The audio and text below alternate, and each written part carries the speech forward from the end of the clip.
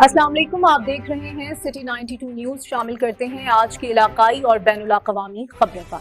शाहपुर झावरिया से जफर अब्बास की रिपोर्ट के मुताबिक जामिया मस्जिद हुसैनिया झावरिया में 3 रोजा दीनी शॉर्ट कोर्सेज का कामयाब इनेकाद किया गया। इस कोर्स के इंस्ट्रक्टर जामिया बैसत रुजू सादात चिन्यूट के होनहार तालिब सैयद ज़ोरैर हुसैन शाह थे, जिन्होंने 3 दिन तक मकामी नौजवानों शुरा को बुनियादी दीनी और अखलाकी तालीमात पर लेक्चर्स दिए।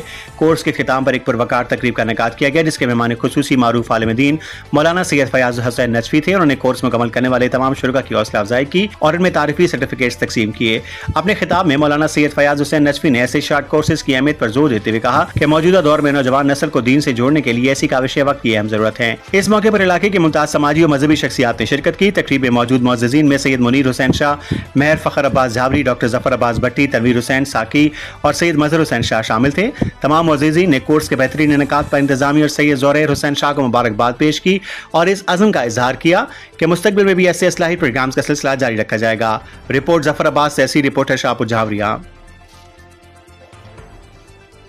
न्यूज स्टूडियो से फिलहाल इतना ही। मजीद खबरें और अपडेट्स जानने के लिए देखते रहें city 92 news. Stay tuned with us.